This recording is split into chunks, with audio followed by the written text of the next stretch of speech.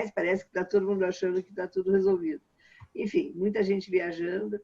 E, de qualquer forma, lá no nosso cronograma, sempre que a gente tem um feriadinho, para aqueles que são novos no nosso grupo, sempre que a gente tem a possibilidade de um feriado, a gente coloca lá um lembretezinho vermelho. No caso de vocês não apareceu vermelho, porque eu estava sem tinta colorida aqui para imprimir e mandar para vocês, mas a gente sempre coloca essa possibilidade, né? Porque isso altera a classe, fica maior ou menor, enfim.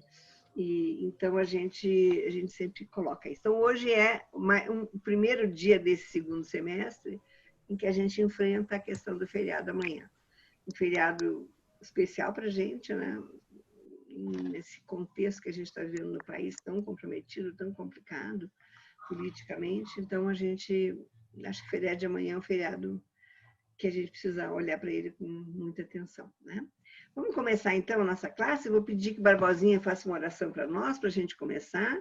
E hoje quem vai nos dar a lição é o Edivaldo, né? O Luiz quem estava hoje responsável pela aula era o Luiz, mas ele teve um problema, precisou sair, enfim. Então, o Edivaldo se dispôs a estar conosco, dirigindo a lição, tá bom? Barbosinha, pode orar, então?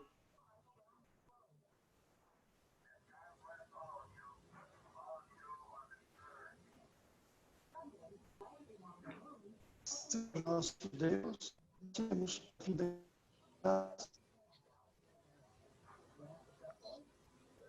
que nos acompanha, cuida de nós. Muito obrigado por essa aula de escola dominical, que o Senhor nos abençoe, que esteja acompanhando o professor Edivaldo e que nós possamos aproveitar e ter um conhecimento melhor de Ti, da Tua palavra. Em nome de Jesus, amém. Amém. Então, bem-vindo, Edivaldo, nosso professor de hoje. A palavra é sua.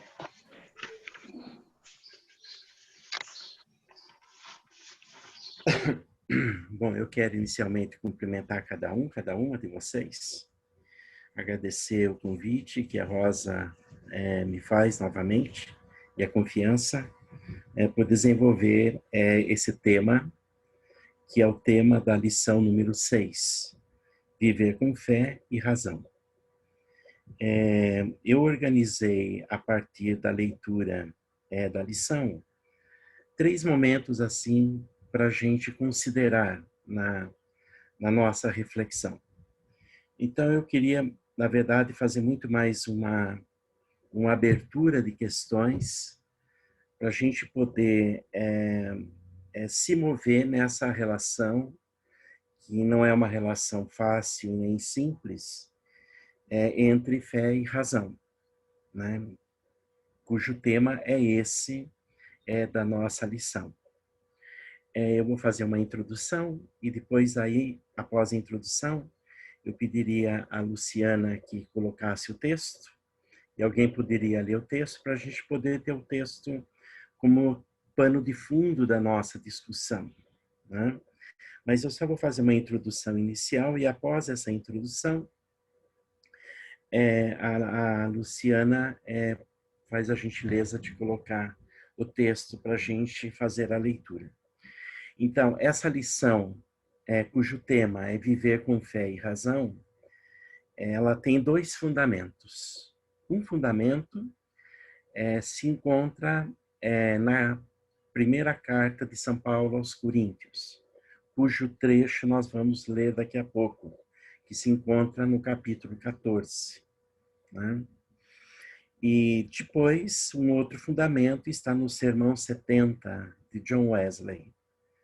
Esse sermão ele se chama O Caso da Razão Imparcialmente Considerada. Eu tentei fazer um acesso na internet desse sermão, não foi possível localizá-lo. Eu fiz contato depois com a Rosa, sinalizando se ela podia ajudar. Ela fez esse movimento, mas também não conseguiu. E também fiz uma pesquisa nas obras de Wesley em espanhol, eu tenho essa coleção, e não encontrei esse sermão, ele não está presente na tradução em espanhol. Então, eu peguei alguns fragmentos desse sermão, que se encontra na revista, para poder trazer aqui na reflexão, mas também vou me utilizar de um outro discurso de Wesley, né? Que se chama Carta aos Clérigos, porque a temática ela está muito próxima e é possível, então, estabelecer essa fundamentação. Bom, esses são os dois fundamentos da nossa reflexão. Paulo aos Coríntios e o sermão de John Wesley, que é o Sermão 70. Eu desenvolvi 3 pontos que eu estou chamando de contextualizações. Então, uma primeira contextualização em relação a Paulo e a carta aos Coríntios. Vou fazer isso de uma forma breve, não muito longa, para a gente poder entender alguns elementos que têm a ver com a temática da fé e da razão, já em Paulo. Depois, um segundo ponto, que eu estou chamando de contextualizando Wesley e o Sermão 70, né? E eu queria tentar refletir um pouco sobre Wesley no seu contexto histórico do mundo moderno e do iluminismo, e ver como que Wesley formula essa relação de fé e razão. Aqui eu gostaria de chamar a atenção, e eu fui descobrindo isso ao longo da semana, à medida que ia me preparando, que Wesley tem uma formulação muito própria sobre o tema da fé e o tema da razão, né? Sob esse ponto de vista, nós podemos reconhecê-lo como um filósofo e como um teólogo do século XVIII. Muitas vezes Wesley não é lido nem como um teólogo no sentido de que tem uma teologia, e muito menos como um filósofo. Então, nesse segundo ponto, queria assim evidenciar que Wesley é muito mais filósofo e muito mais teólogo do que nós possamos imaginar. E que ele tem uma contribuição muito original e muito própria para dar para as nossas questões contemporâneas. E aí, então, seria o terceiro ponto, que eu estou chamando de contextualizando o contexto atual, no sentido de fazer a pergunta: há uma teologia em Wesley? Há uma filosofia também em Wesley? No sentido de que, se reconhecermos e se essa reflexão ela procede, nós podemos, então, avançar de uma forma muito significativa no mundo contemporâneo com essa escola wesleyana de pensamento. É assim que eu estou chamando. Há uma escola de pensamento na arquitetônica que Wesley formula no conjunto dos seus escritos, dos seus sermões e dos seus discursos, né? E também isso aparece na poesia, nos hinos e nos cânticos formulado por Charles Wesley. Então, articulando esses dois momentos em Wesley e em Charles Wesley, no sentido de que parece, e nós vamos tentar refletir nessa direção, de que há muito mais teologia em filosofia nessa tradição do que nós possamos assim imaginar. Acho que essa introdução posta, nós poderíamos fazer a leitura, então, do texto de Paulo, Coríntios 14, 12, 25, para a gente poder ter esse texto como transfundo da nossa reflexão. Então, eu pediria, assim, a gentileza de alguém da classe fazer a leitura para a gente.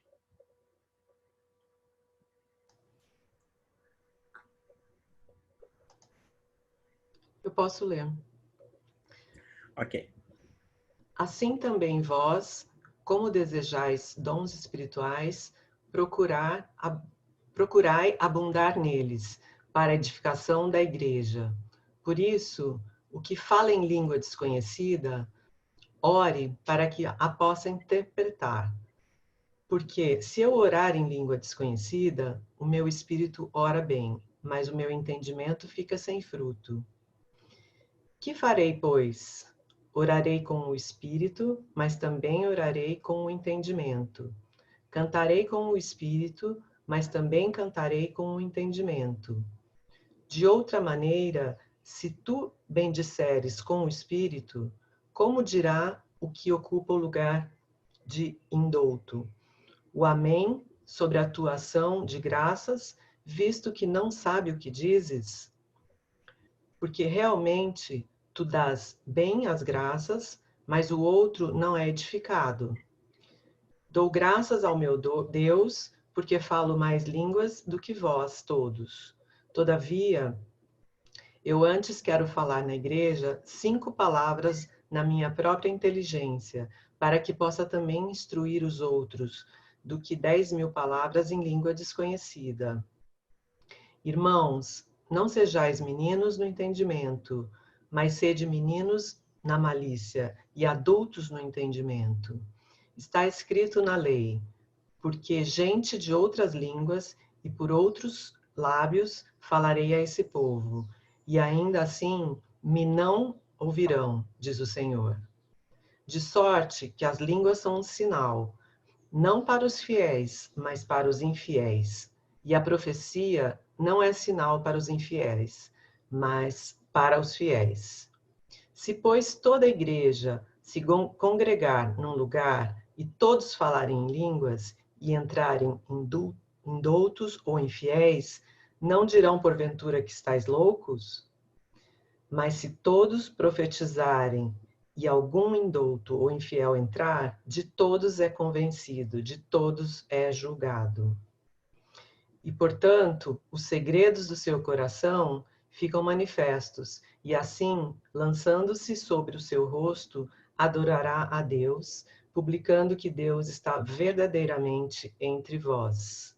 É até aqui ou é mais? Até o 25. Até o 25, então foi. Isso. Ok. Então, tá bem. Muito obrigado, Luciana. De nada.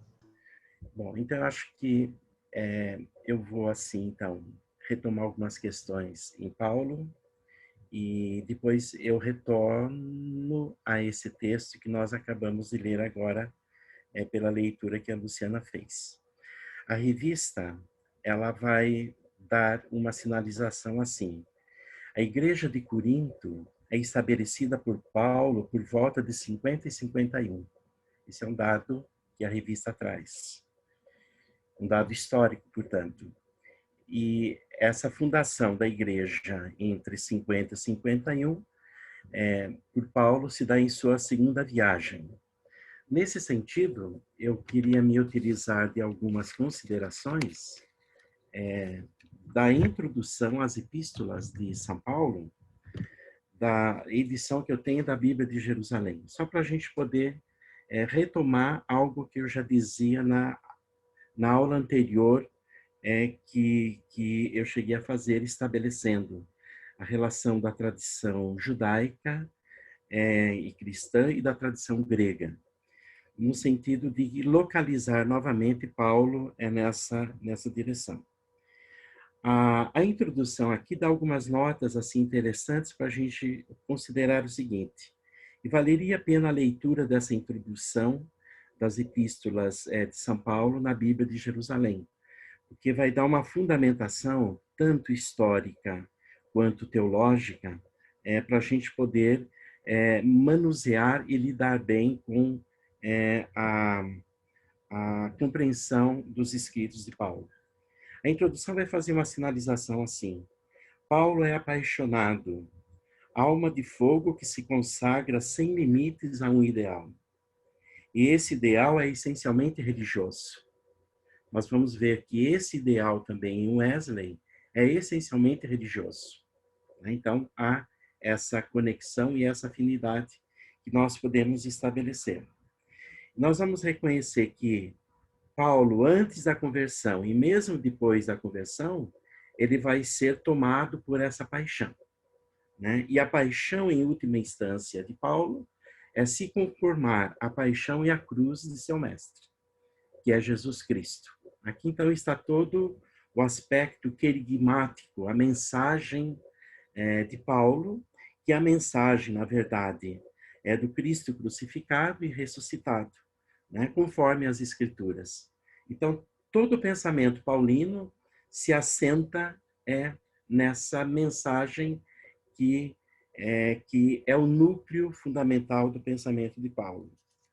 Mais abaixo, na introdução, o texto vai dizer que Paulo é, antes de mais nada, uma pessoa cerebral. Né? Paulo é o homem que está articulando com a lógica, está articulando com o pensamento. Mas ele não descola dessa dimensão cerebral o seu coração ardente. Então, coração ardente e inteligência lúcida, lógica e exigente, né, são elementos que constituem o modo de Paulo pensar e considerar a sua compreensão de mundo. Considerar a forma como ele anuncia a nova mensagem que é o Cristo na sua paixão, a morte de Cristo e a sua própria ressurreição. É verdade que ele está brigando no seu contexto com aqueles judeus que se convertem ao cristianismo, mas que querem retomar elementos da tradição judaica, né? São os cristãos judaizantes. Mas Paulo está fundamentalmente tomado justamente pela pregação dos gentios. Nesse sentido, então, Paulo, ele transita no contexto do mundo do seu tempo, que está na região do Mediterrâneo, e ele transita tanto na cultura grega, como na cultura hebraica, como na cultura romana. Então, nesse sentido, Paulo é um homem semita, de boa cultura grega, vai dizer o texto. Ele conhece o mundo grego-romano. Ele não só conhece o mundo grego-romano, ele tem uma lógica que o constitui na forma dele organizar o seu pensamento. E essa lógica ele vai buscar justamente na escola cínica e na escola estoica. Nesse contexto, as duas filosofias que se impõem com força é o cinismo, a escola cirenaica, e o estoicismo.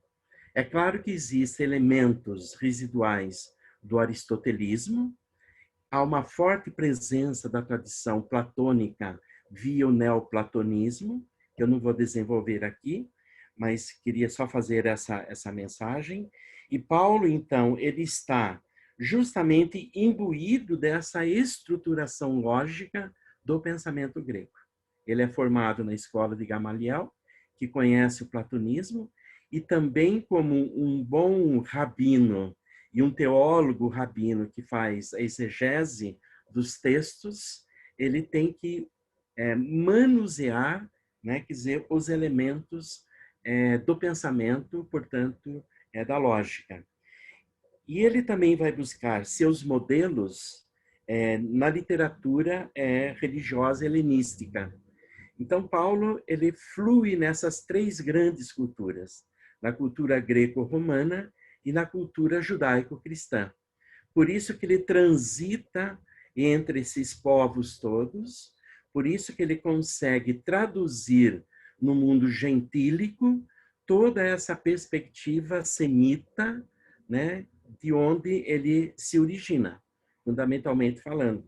Nós vimos numa de nossas aulas lá atrás, de que num dado momento essas três grandes tradições vão se encontrar. A tradição judaico-cristã, que é semita, e a tradição greco-romana, que é uma tradição constituída pelo pensamento, pela reflexão, pela lógica, pela metafísica, e assim sucessivamente. Então, Paulo é um homem imbuído de todos esses referenciais. Por que eu estou sinalizando isso? Porque nós vamos ver que John Wesley também está imbuído no seu tempo de um conjunto de tradições que tem a ver com as tradições teológicas e as tradições filosófico-científicas do seu tempo. Então, nós vamos ver mais à frente um pouco nessa reflexão como que Wesley ele não está supervalorizando a fé e desvalorizando a razão, ou vice-versa, mas ele está buscando um momento da mediania, do meio entre a fé e a razão. Né? Então, esse paralelismo, eu acho que vale a pena a gente ter em mente, no sentido de reconhecermos que tanto em Paulo quanto em Wesley, mas isso também vai se dar em outros pensadores, no fim da Antiguidade Clássica, no âmbito da patrística, no âmbito da escolástica, na Idade Média, e mesmo no mundo moderno, em outros pensadores, essa relação ou essa correlação entre a questão da fé e a questão da razão. Acho que esse é um aspecto que eu gostaria de chamar a atenção. Um outro aspecto que essa introdução da Bíblia de Jerusalém nos ajuda é reconhecer o seguinte, que comumente nós conhecemos as cartas de Paulo na ordem que se apresentam, em várias traduções, desde o cânon, né, estabelecido, que se começa com a carta de Paulo aos Romanos, aos Coríntios, ou seja, das cartas maiores às cartas menores. Então, nessa introdução, nós vamos reconhecer o seguinte, que a carta aos Coríntios vai ser justamente os primeiros escritos de Paulo à comunidade. E, na sequência, se seguem outras cartas de Paulo, né? Então, eu não vou explicitar isso agora, mas é interessante como que, na sequência, vão aparecer as cartas de Gálatas e aos Romanos, que têm uma certa afinidade, as cartas de comunidades de Filipos, as epístolas a Efésios e Colossenses, e discutindo a Filemon, né, a Timóteo e a Tito, e discutindo também elementos de validade, no sentido de que se algumas cartas foram escritas, desenvolvidas por Paulo ou não. Então, essa introdução ela está muito boa. Por que eu estou fazendo essa finalização? Para mostrar que esse texto que nós vamos tomar, que é a carta de São Paulo aos Coríntios, é basicamente um dos primeiros escritos de Paulo a essa cidade que Paulo está escrevendo, onde se organiza essa igreja criada por ele. E Corinto, vale a pena a gente reconhecer aqui que na época de Paulo, né, ela tem aproximadamente, ela corresponde a 2 cidades de Piracicaba, 800 mil habitantes, para a gente poder ter a noção de que Paulo transitava no mundo e no espírito da cidade grande e reconhecendo os debates e as escolas filosóficas que circulavam efetivamente no seu contexto. Bom, se a gente vai para o capítulo 14, seria interessante a gente ler o capítulo 14 todo, sem perder a leitura do capítulo 13, que vai ser o hino à caridade. Então, esses 2 capítulos, eles estão conexos. Por quê? Porque no capítulo 14 e no capítulo 13, Paulo aqui está discutindo a hierarquia dos carismas em vista do bem comum. E a discussão do capítulo 14 é justamente a dimensão de falar em línguas ou de profetizar. É isso que está em questão nesse texto. Eu não vou entrar nesse debate da questão do falar em línguas, né, que o texto põe, e nem entrar na questão da profecia, mas esse é o transfundo onde Paulo está discutindo a necessidade de se ter a razão como pano de fundo. Se a gente lê o capítulo 14 todo, num dado momento ele vai dizer assim: aquele que fala em línguas edifica a si mesmo, ao passo que aquele que profetiza edifica a assembleia. Mais à frente ele vai dizer assim: suponde agora, irmãos, que vá ter convosco falando em línguas. Como vos serei útil se a minha palavra não vos levar nem revelação, nem ciência, nem profecia, nem ensinamento? Porque a própria dimensão, tão somente do falar em línguas, não dá conta de traduzir o entendimento das coisas, né? Então, nesse sentido, a profecia, ela supõe o uso da razão. E Paulo, então, ele está se utilizando do rigor lógico que ele tem no seu tempo. É uma lógica que vem da tradição estoica, é uma lógica que vem da tradição da escola cirenaica. não é a lógica ainda da tradição aristotélica. Por que eu estou dizendo isso? Porque nós vamos ver mais à frente Wesley invocando a necessidade do estudo da lógica e invocando a necessidade do estudo da metafísica. Né? Sob esse ponto de vista é que Wesley tem esse domínio também das questões filosóficas. No próprio texto de Paulo, assim, se vossa linguagem não se exprime em palavras inteligíveis, como se há de compreender o que dizeis? Estareis falando ao vento. Então, a problemática desse capítulo 14, ao estabelecer a hierarquia dos carismas, daqueles que falam em língua e daqueles que profetizam, né, tem por pano de fundo essa correlação entre fé e razão. E se a gente volta um pouquinho antes, no capítulo 13, que seria interessante a gente ler junto, Paulo está estabelecendo a hierarquia dos carismas no que diz respeito à fé, esperança e à caridade. E nessa hierarquia, né, o valor maior é a caridade, é o amor, em última instância. Isso é fundamental porque há coisas no âmbito da fé que nós não vamos conseguir explicar com a razão. Como há coisas no âmbito da razão que nós não vamos conseguir avançar muito longe, porque a razão tem limites. Então, Paulo já é sabedor dessa problemática. Há realidades no âmbito da fé que, em última instância, somente o amor ajuda a gente a equacionar, ou seja, amando. Porque a razão, ela tem um limite, e a própria fé também tem um limite. Se a gente entra nos escritores da Idade Média, todos eles vão estabelecer a dimensão, a extensão da razão e a dimensão e a extensão da fé. É muito curioso aqui a gente reconhecer que Santo Tomás de Aquino, que vai ser um dos maiores pensadores da Idade Média, junto com outros tantos, no leito de morte ele vai pedir que queimem tudo que ele escreveu, tudo que ele produziu. Porque ele vai dizer assim, tudo que eu escrevi, toda a minha obra teológica e filosófica, não passam de palhas diante da visão que eu tenho do Senhor, diante da visão beatífica que eu tenho da realidade. Então, a relação do conhecimento das coisas pela razão, mas a relação do conhecimento das coisas pelo amor, pela fé e pelo amor, implica em reconhecermos também que há limites no campo da própria fé, no sentido de que ela não dá conta de explicar tudo. Então, o estabelecimento dessa tensão tem que ser garantido e, ao mesmo tempo, tem que ser trabalhado. E, ao longo da história, nós vamos ver inúmeras formas de se olhar para isso.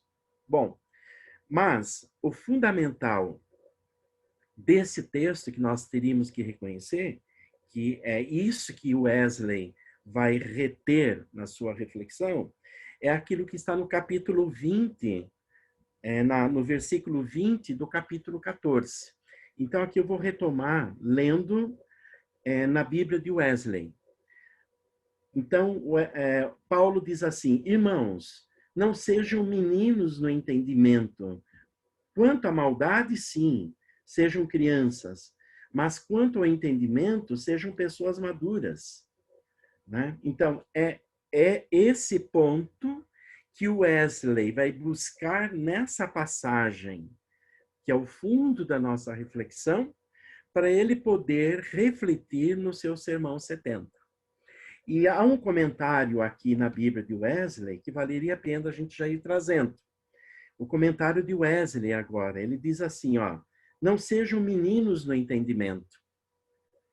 Então Wesley diz assim, esta é uma proeza admirável da verdadeira oratória.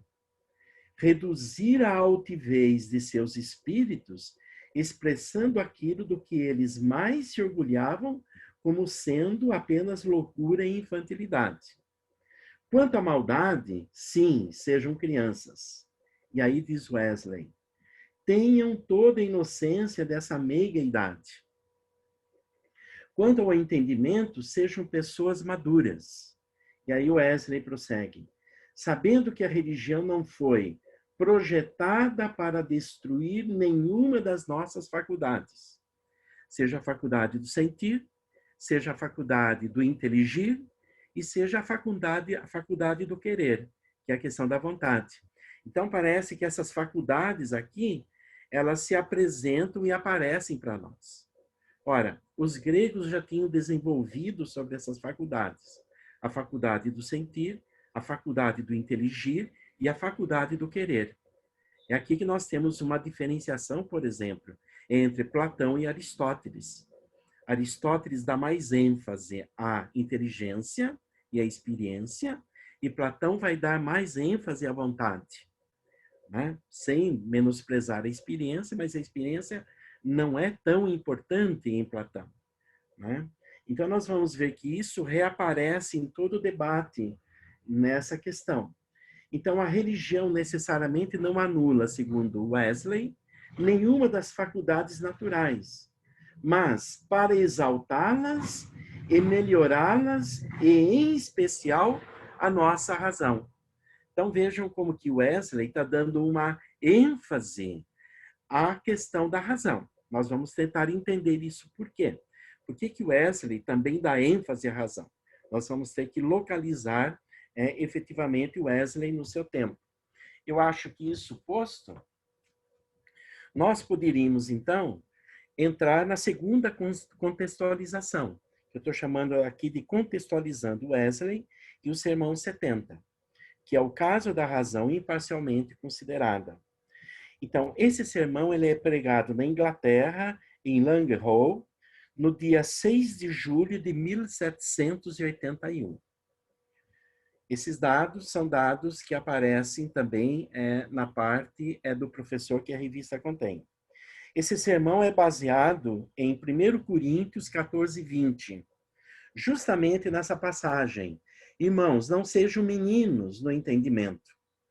Né? O que Wesley está aqui, então, postulando? Está postulando que a razão ela é uma faculdade constitutiva do adulto, não da criança. A criança, então, ela é meiga, ela é dócil, ela pode reagir até na violência, porque ela é constituída como nós somos constituídos por isso. Mas a criança ainda não faz uso da razão. Né? Em outros momentos, Paulo também vai dizer assim, olha, com aqueles que não têm muita razão, nós vamos dar leite, mas aqueles que têm a razão, nós vamos dar um alimento mais sólido. Né?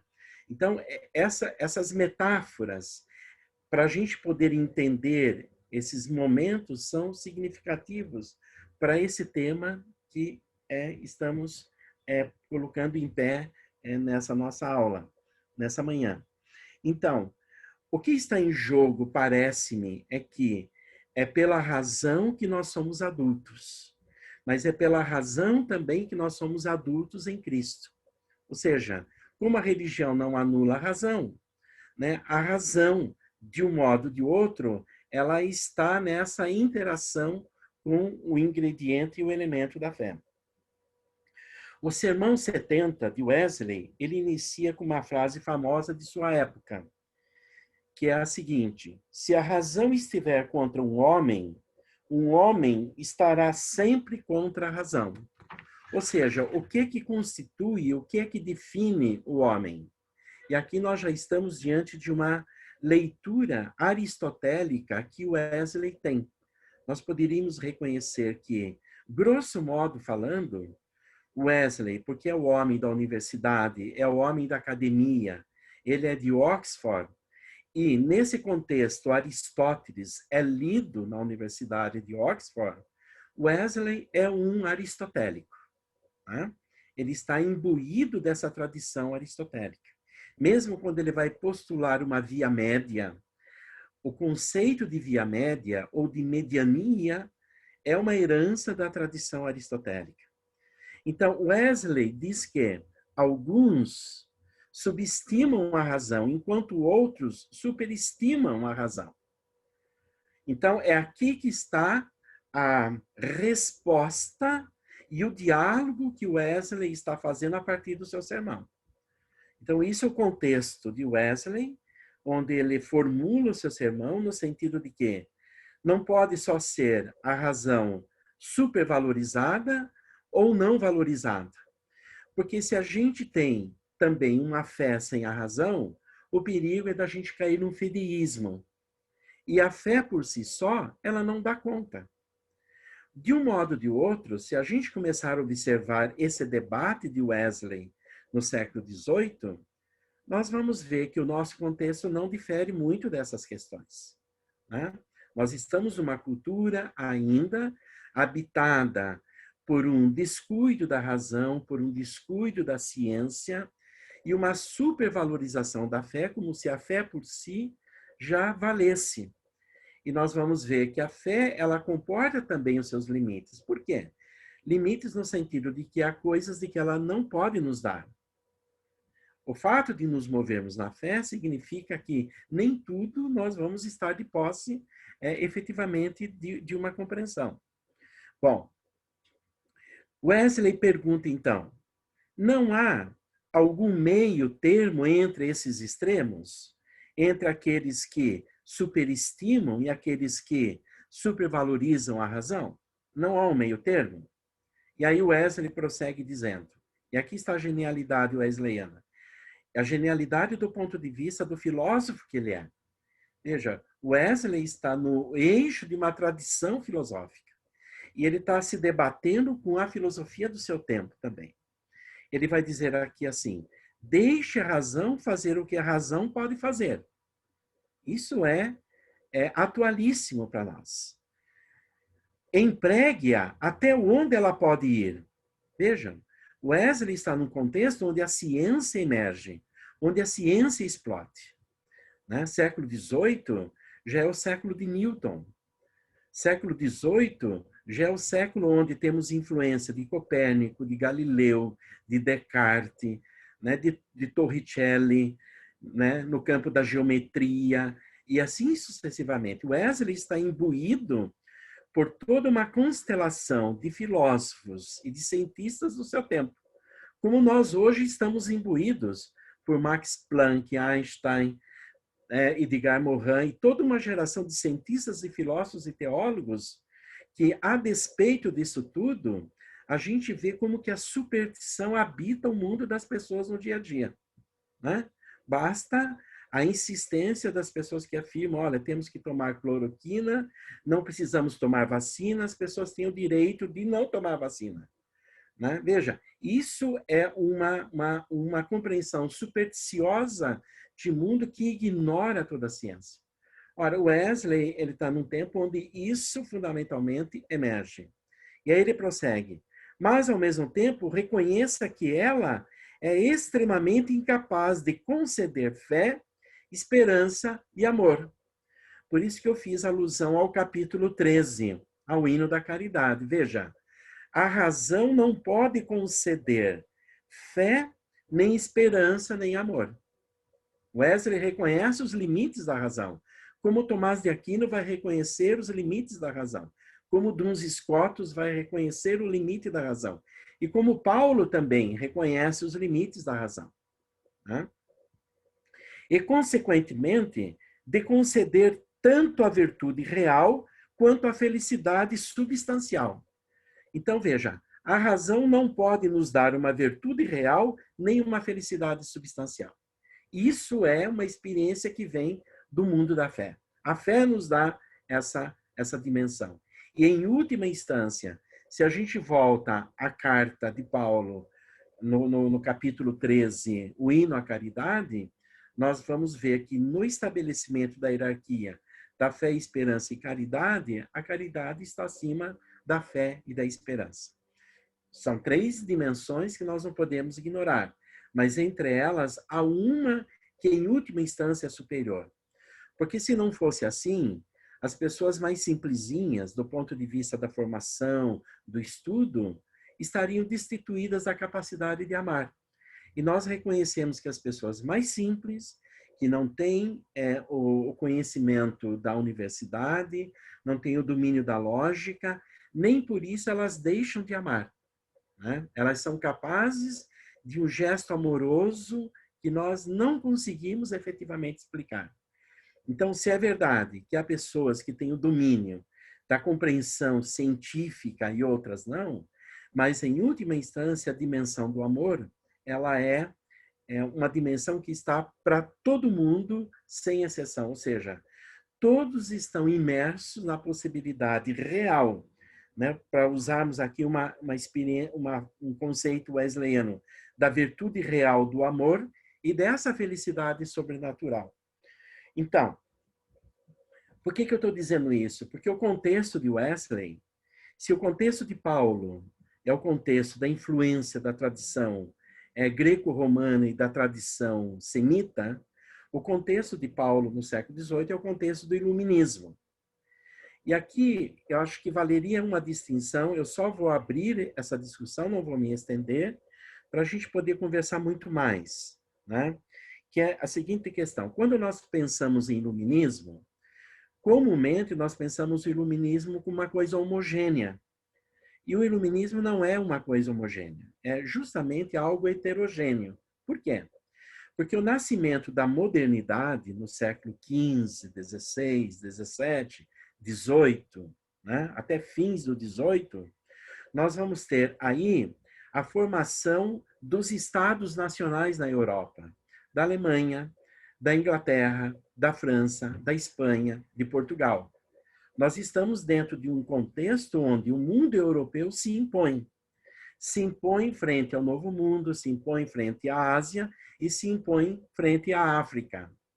Aqui nós estamos dentro de uma perspectiva eurocêntrica.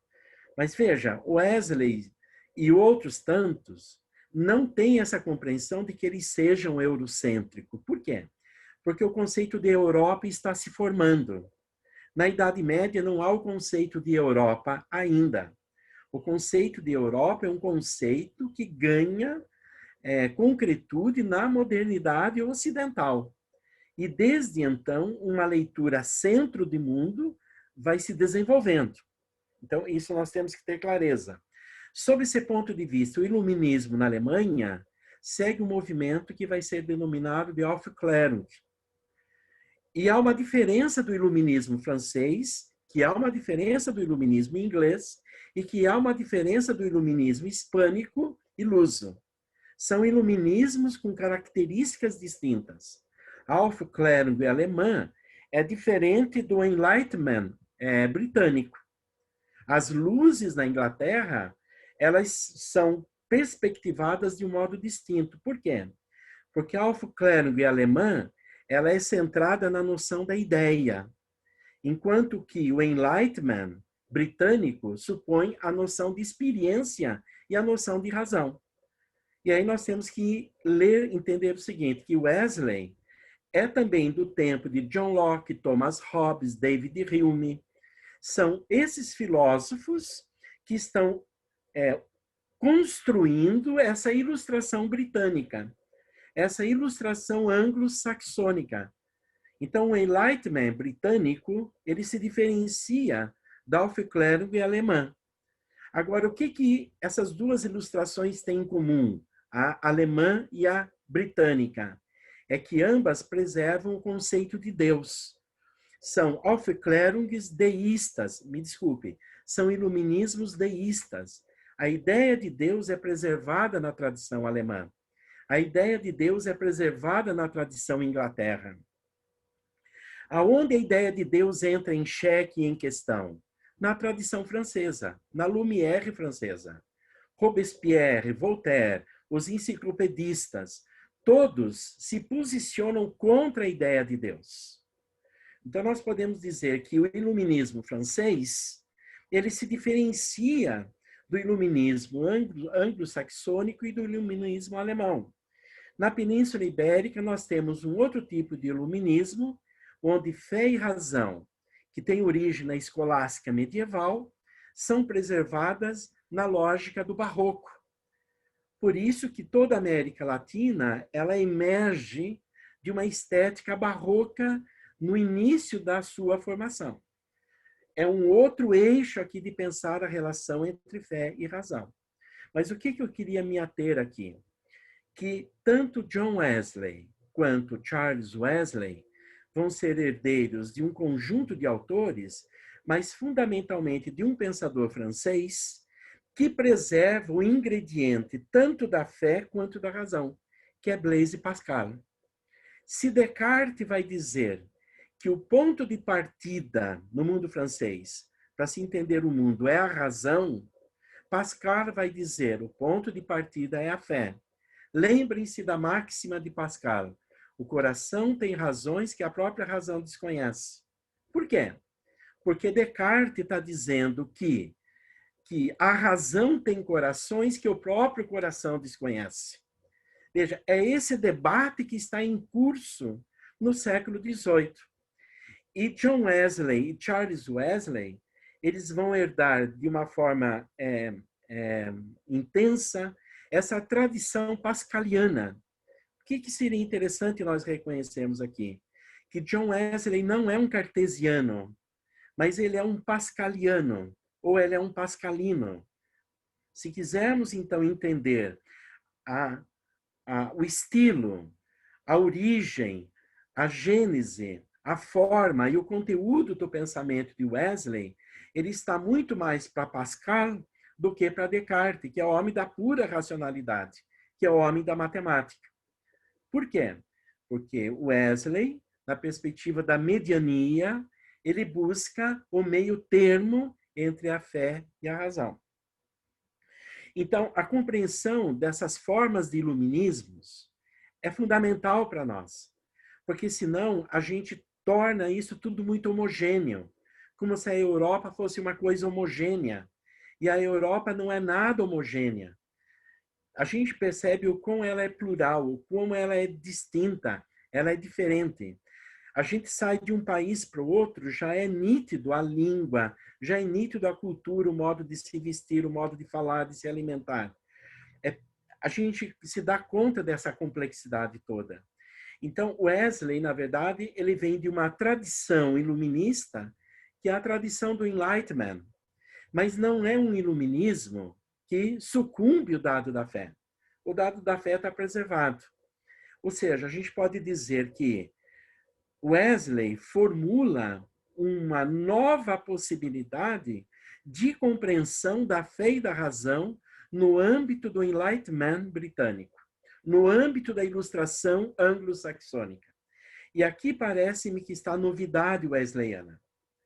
Eu acho que a grande contribuição do metodismo, a grande contribuição de Wesley é que, para entendermos isso tudo, nós temos que reconhecer essa tradição que está em curso. E Wesley, nesse sentido, está dialogando efetivamente com o seu tempo. Assim, poderíamos passar para o terceiro ponto, que é contextualizando o contexto atual. E aqui a gente poderia reconhecer assim, que as superstições, as visões equivocadas de fé, as visões equivocadas de razão, elas crassam no nosso tempo. Nós poderíamos dizer assim que fé virou muito mais emocionalismo. E aqui eu sei que Darlene vai me entender, e eu não quero fazer essa redução, mas a fé ela virou muito mais uma coisa de um psicologismo muito barateado na nossa cultura. Ou seja, a experiência de fé, que é uma experiência teológica, ela virou uma experiência muito mais sensório, psicológica do que a gente imagina. Essa é a razão pela qual as igrejas pentecostais e neopentecostais, elas encostam na lógica do mercado com muita facilidade. Porque a lógica do mercado, ela supõe justamente o quê? O dado dos sentidos, o dado da emoção. Todos os nossos sentidos, o olfato, a visão, a degustação, o tato, a audição, tudo isso é apropriado pela lógica do sistema do mercado. Para quê? Para que a engrenagem do mercado, que é o consumismo, possa funcionar. Porque é isso que faz com que o capital tenha vida. Então, existe uma coisa aí chamada um sociometabolismo, onde tudo isso nos envolve, sem nos percebermos. E a fé ela acaba sendo reduzida a uma experiência sensória, né? eu vou fazer aqui uma expressão dentro do catolicismo, e vocês vão entender melhor. Por exemplo, as missas viraram muito mais um lugar de exercício aeróbico do que qualquer outra coisa, um pula-pula que a gente não consegue entender, né? Então, sob esse ponto de vista, parece-nos que a tradição wesleyana ela pode nos ajudar a ler isso. Bom, e aqui, para finalizar, eu quero trazer uma passagem de um texto do José Carlos de Souza, que está na revista Caminhando, de 2003, e aqui eu vou fechar, né? E na sequência trago uma pequena passaginha do discurso de Wesley sobre os clérigos. Então, o texto vai dizer assim, só um instantinho que eu vou abrir aqui. Eu vou ler um pedacinho da página 128, que é mais ou menos isso daqui. Vocês estão me ouvindo bem? Posso ler tranquilo? Então, José Carlos de Souza diz assim, que Wesley tenha incorporado várias tendências teológicas em seu pensamento e prática pastoral, agregando seus elementos com criatividade e originalidade, e não justapondo-os de forma eclética ou aleatória, é fato amplamente reconhecido. Por exemplo, o professor Mendonça, procurando caracterizar as raízes do protestantismo missionário, descreve o metodismo como resultado direto da convergência entre as diversas correntes oriundas da Reforma. E agora o professor Mendonça Gouveia falando. Com o movimento wesleyano, o processo da Reforma atingiu seu termo e parece com uma feliz síntese das tendências do protestantismo, que na linha da Reforma de Calvino passou pelo arminianismo e pelo puritanismo, não deixando, por outro lado, de capitalizar elementos do luteranismo ortodoxo e o emocionalismo dos pietistas. E daí o José Carlos abaixo segue. O comentário acima, transcrito, entretanto, é omisso no que se refere à influência que a espiritualidade anglicana, e aí ele cita William Law, Jeremy Taylor, Henry Scougal, John Ryling, e o catolicismo tanto antigo, pais da igreja, principalmente dos 3 primeiros séculos, quanto medieval, e aqui ele cita Thomas de Kempis, e moderno, jansenismo e o misticismo espanhol, entre outros, exerceram sobre o pensamento de Wesley. Ademais, não faz referência explícita ao profundo interesse filosófico, literário, histórico e mesmo científico revelado pelo fundador do metodismo. De fato, é impossível compreender a teologia metodista fora dos debates que o racionalismo, o empirismo e o deísmo então estimulavam. Tampouco se pode ignorar as mudanças estruturais com as quais se defrontam a economia e a sociedade inglesa. E para fechar, então, nesse texto que Wesley escreve aos clérigos, eu só vou ler os tópicos que ele diz assim, olha, ele vai justamente sinalizar o seguinte, ele vai perguntar, tem o conhecimento das escrituras que requerem para a pregação? Entendo o grego e o hebreu? Caso contrário, não posso entender as escrituras. Entendo o meu próprio ofício? Se eu não entendo o meu ofício de pastor, de pregador, eu não tenho como pregar. Daí ele segue. Entendo a história profana, usando a linguagem wesleyana, de maneira que posso usá-la para ilustrar o sagrado? Estou familiarizado com os antigos costumes das culturas?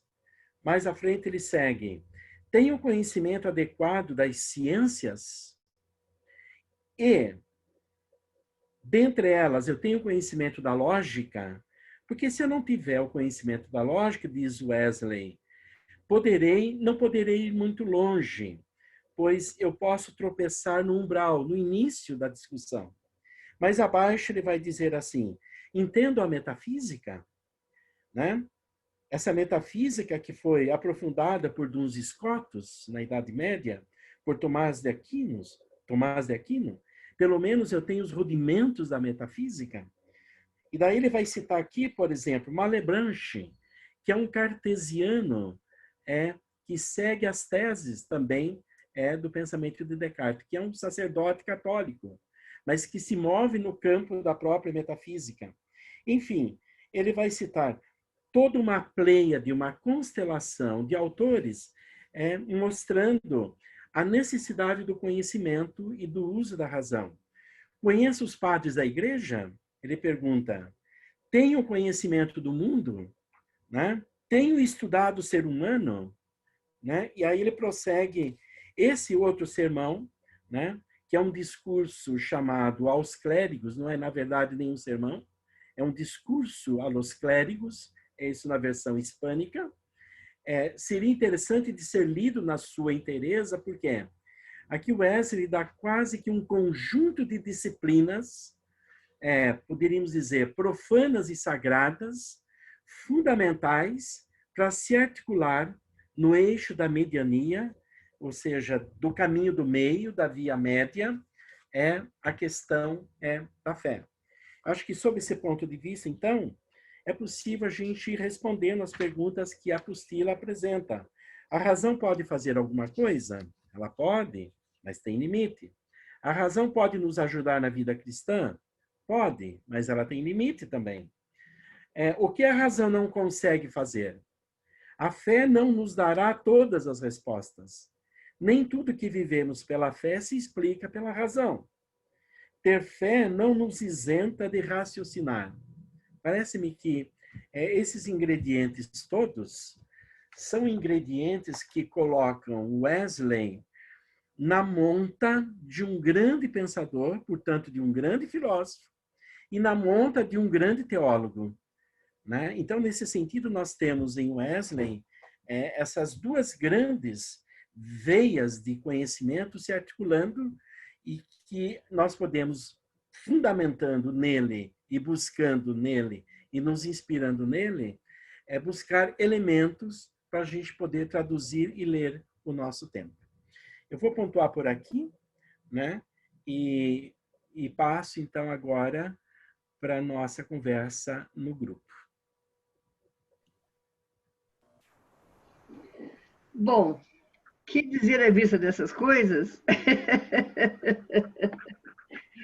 Eu queria dizer assim, ó, que não sei quantos de nós conseguimos ler a lição como um todo, né? Mas acho que a melhor frase da lição que eu pude perceber é essa última fala do Edivaldo, tá Lipsis Literis aqui, né, na parte do Palavra que Ilumina a Vida, que é assim, ter fé não nos isenta de raciocinar. Isso é um texto que emerge da revista, de quem preparou, né? Independente com que perspectiva. E isso assim, quando eu estava lendo e vendo isso, e agora ouvindo o Edivaldo, com toda essa riqueza de interpretação que ele traz para o tema, né? Eu estava pensando assim, eu me sinto profundamente abençoada todos os domingos de manhã, quando eu posso estar aqui na singeleza desse momento, que é muito singelo, nós somos muito simples todos, nenhum de nós é requintado, tem frescura, tem nada disso, né?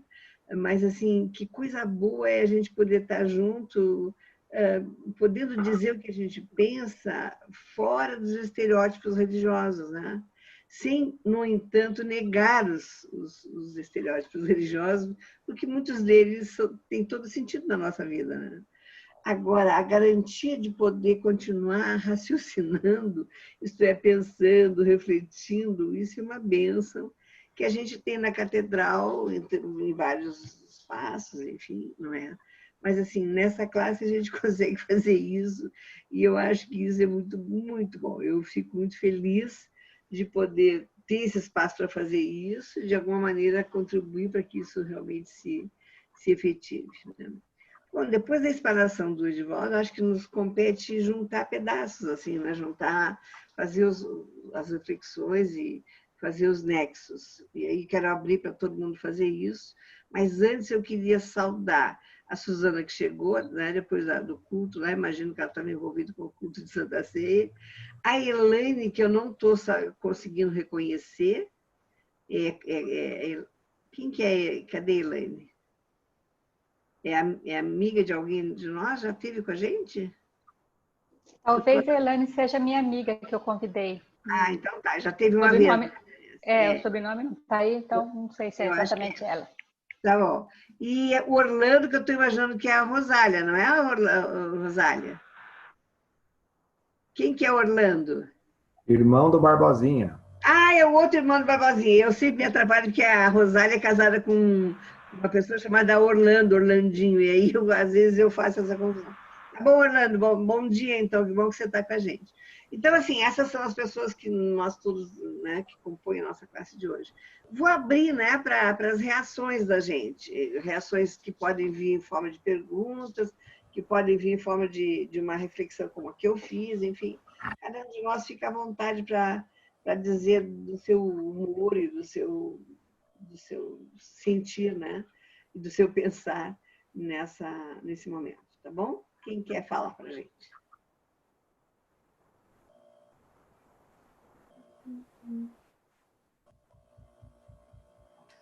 Bom, eu diria assim, resumindo, que esta aula é a afirmação da nossa identidade.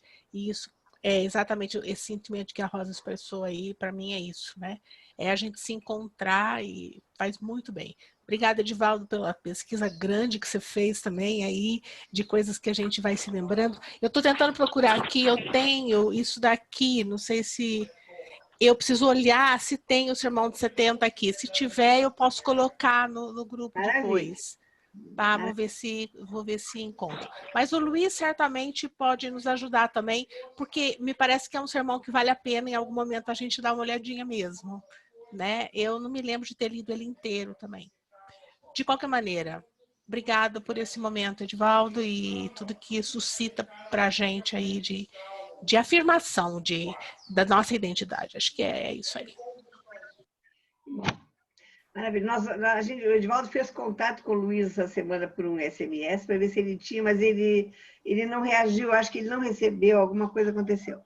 Porque o site lá que aparece na revista recomendando a leitura, ele não abre, não nos conduz lá, né? A gente procurou bastante, ele me ligou e a gente ficou procurando, não conseguimos localizar. Mas, de qualquer forma, o Edivaldo pegou, porque há muitos textos disponibilizados na internet sobre esse Sermão 70. Então, o Edivaldo fez uma outra pesquisa que foi mais difícil ainda. Ele foi para os outros textos de outras pessoas e aí, enfim, conseguiu chegar nisso, né? Mas era uma fonte importante para a gente. Vamos lá, quem mais? Lucas, Edna, Suzana, Ivonete, Lani, Zé Carlos, nosso Barbosinha. Vamos lá. Luciana.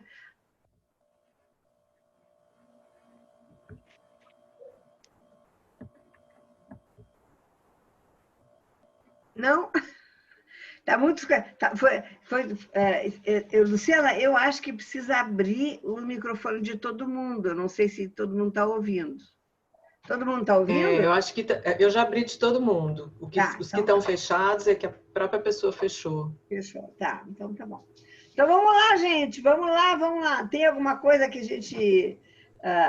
eu acho que quando o Edivaldo traz a coisa do Pascal, eu acho super interessante. Eu não sei como foi a vida de vocês. Eu sou mais velha que todo mundo aí, mas eu vivi muito na minha vida aquela fase dos pensamentozinhos, né? Assim, o caderno de pensamentos, aquelas coisinhas que as meninas tinham, né? Então, dava para as amigas, para os amigos, botavam um pensamento, escrevia, fazia uma dedicatória.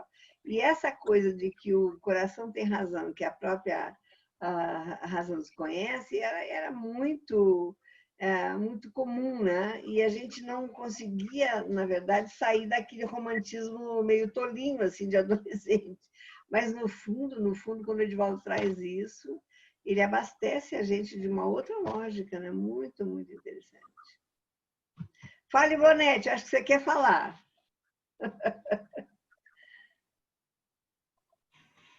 Na verdade, só agradecer mesmo, Edivaldo, a aula foi muito boa mesmo, obrigada, viu?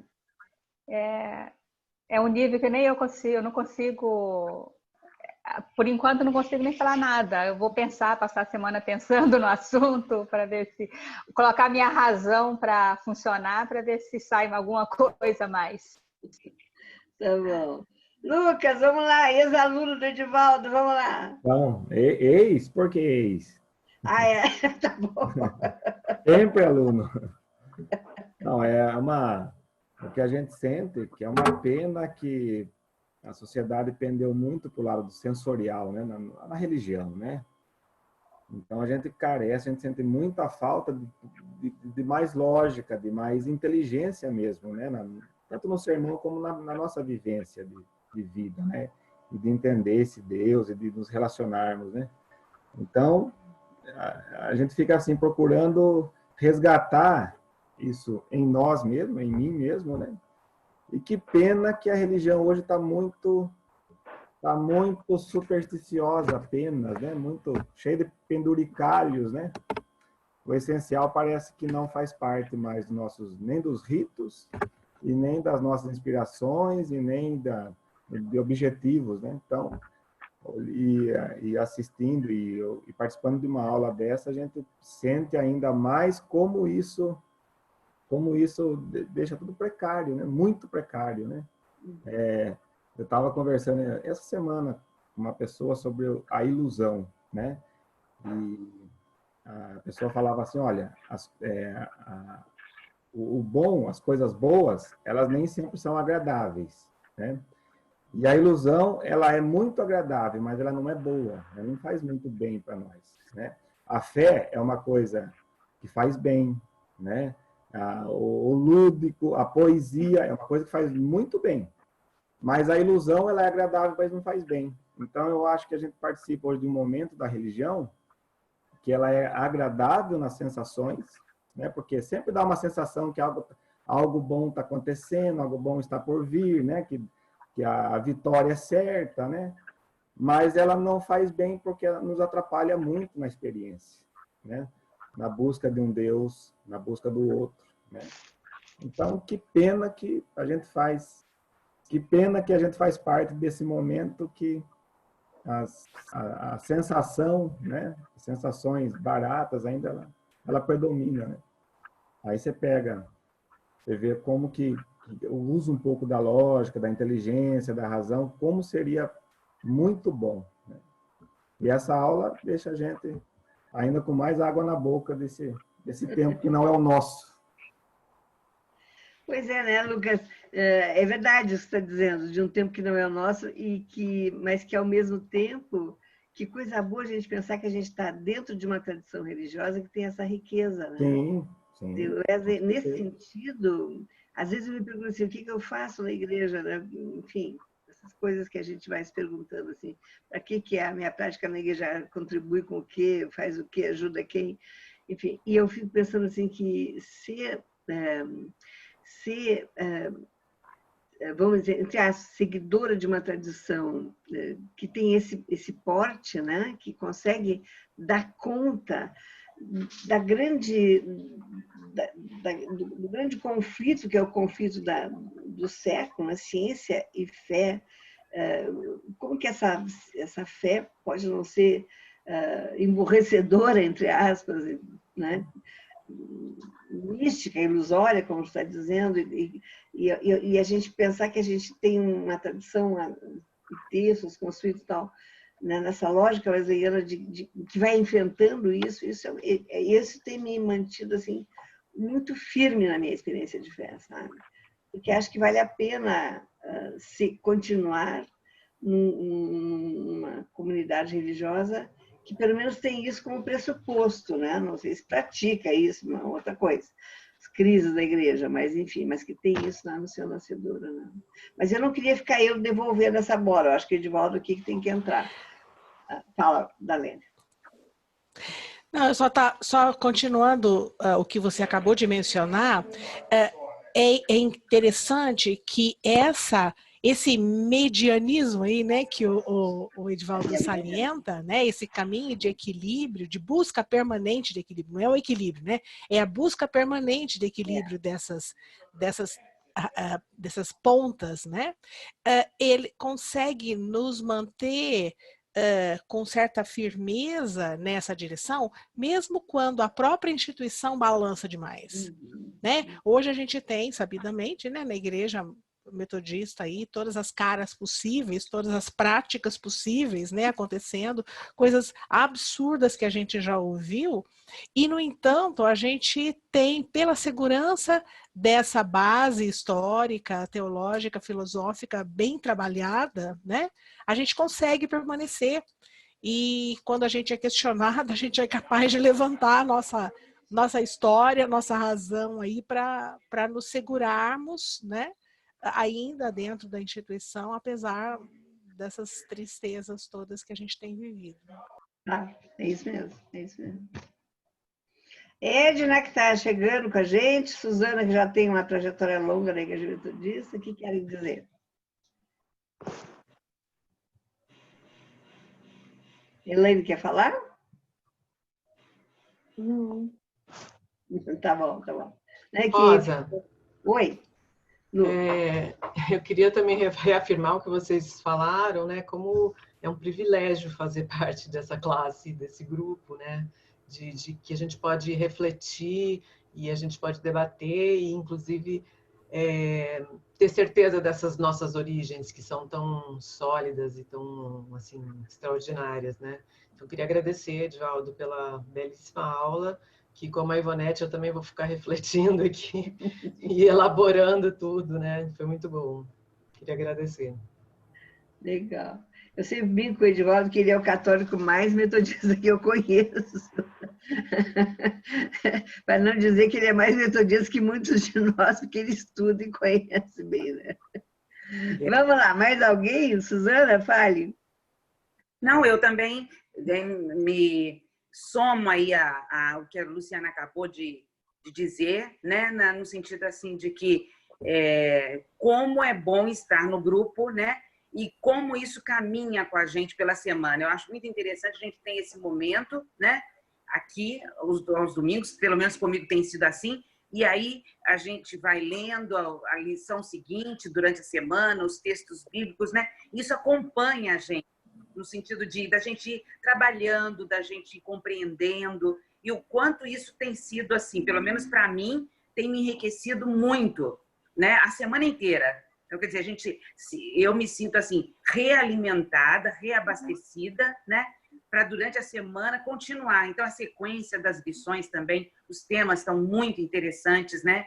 Toda uma sequência muito bem elaborada e tudo. Então, a gente tem textos bíblicos que eu procuro fazer também a cada dia da semana. Então, isso é mesmo um processo de realimentação, né? De fortalecimento das nossas origens, das nossas bases. Tem feito muito bem, e eu agradeço demais ao Edivaldo. Realmente, hoje nós tivemos uma excelente aula, né? Uma oportunidade que Deus nos tem dado mesmo, nesse período tão difícil, né? E que tem nos ajudado tanto. Que bom, obrigada. É isso aí mesmo. A Edna arrumou os cabelos, juntou tudo, acho que agora ela vai fazer um discurso para nós. Vai, Edna!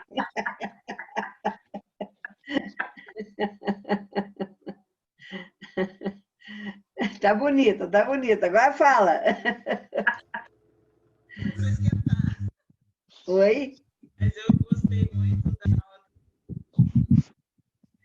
Feliz porque eu estou mesmo distante, mesmo não frequentando a mesma igreja de vocês, mas que eu tenho o privilégio também de participar, de aprender com vocês.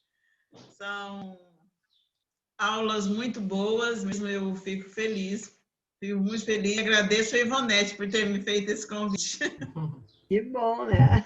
Maravilha. A gente fica feliz por te ter aqui, né? Estamos chegando quase no final já, gente. Queria perguntar se o Barbosinha quer falar, Orlando e Elaine que não falaram, mas assim, fiquem à vontade se não quiser.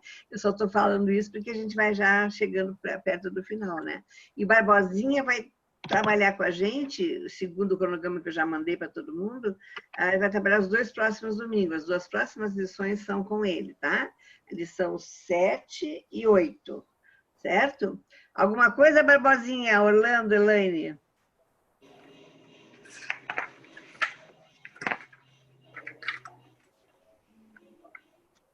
Não sei se eu estou sendo ouvida.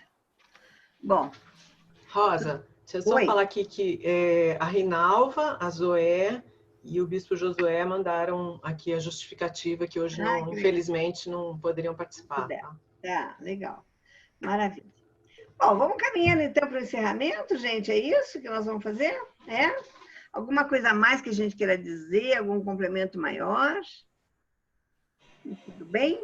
Podemos? Então, tá. Vou pedir que a Darlene ore por nós, então, para encerrar esse momento, né? E que nos peça a Deus uma boa semana para todos nós. Obrigada, Senhor, pelo alimento que recebemos. Dá-nos sabedoria e fé para seguirmos nos testemunhos baseados nessa experiência que temos tido nesses encontros nossos. Dá-nos, Senhor, uma semana de paz, uma semana de trabalho, mas uma semana, sobretudo, de firmeza na nossa fé. Em nome de Jesus, amém. Amém. Então, tá bom. Uma boa semana para todo mundo. Que Deus os abençoe, que mantenha esses índices aí de doenças, de adoecimentos e de mortes já na diminuição, como parece que está, de alguma maneira, acontecendo em alguns lugares. Que Deus nos mantenha bem e saudáveis e nos ajude a enfrentar as dificuldades do cotidiano. Amém. Boa semana, então. Tudo de bom. Amém. Obrigada, Luciana. Tchau, obrigada. Obrigada, Lu. Isso mesmo. Tá bom. Tchau. Tchau, obrigada.